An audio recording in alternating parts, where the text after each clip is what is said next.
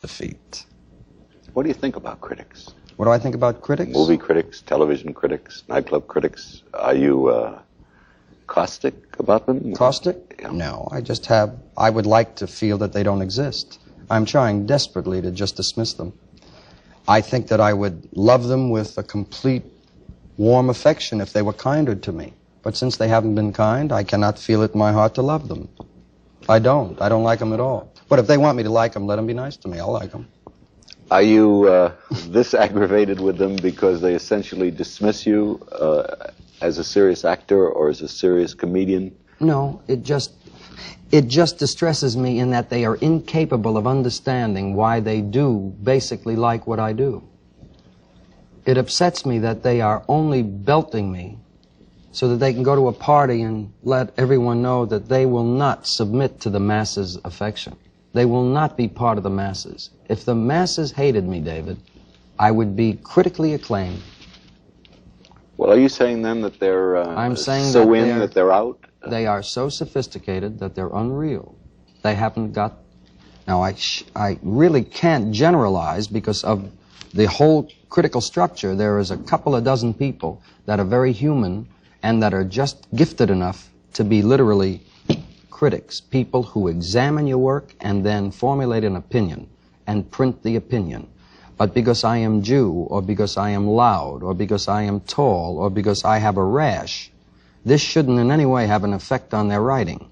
Or because you're intelligent, or because you were an artist representative and you chose to own your own company. You will find that critics are not really crazy about anyone that does a lot better than they do.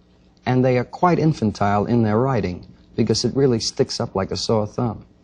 They would be much better writers if they said, I like what he does, but there are reservations. No, they can't do that. They won't even give you that much because they are not about to be one of the masses. They want to be special, and that's what they are.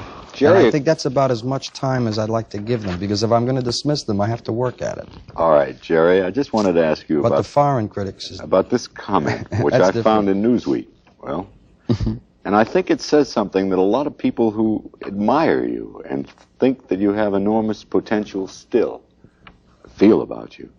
It's a critic in Newsweek last August, or a year ago August. He said, if Jerry Lewis were worse, one could ignore him.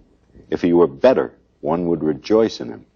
As it stands, he is a great, flawed gem, but the best that we have. All this makes one want to boycott his work until he shapes up, and at the same time to wish him well. This man is really trying to say that you have a latent potential comedy genius, but that you repeat yourself and tend to disappoint the people who think you have a bigger potential. That's a rather often voiced criticism of you. Would you tell me the often voiced criticism, where is it often voiced? Where have you heard it, David? By whom? Well, I've heard it as professionals sit around talking about as actors and comedians. Yes. I see. They say Jerry Lewis was in the Chaplin W.C. Fields tradition. He didn't rise further. He didn't grow. He continues to duplicate what he does well, but he doesn't expand. Did Chaplin duplicate what he did well, do you think? To some degree, yes. Yes. Do you know when Mr. Chaplin got in his biggest trouble? May I tell you when I think? Sure, please do. When he pressed the baggy pants. That's when his trouble began, in terms of the affection of the public. Were I to accept what you say and what they say, the professionals, that I never ever really reached what they suppose is within me and so on. It's not that I chose not to. I've always tried my best. But I do have a public that seem to be pretty satisfied with what I do, which is evidenced by the box office returns and by just a feeling of affection that they give me. Do you feel that you've realized your maximum potential? No, I think that if I wanted to walk away from my obligations, I could take the time that it would take to do some of the things. I do 2 pictures a year, Christmas and summer. It's been habit since, well, 17 years ago. For me to abandon those 2 picture periods, I disappoint an awful lot of people that look forward to those times when those films come around, when all the family can go, particularly in this time when all of the lewd films are being exposed.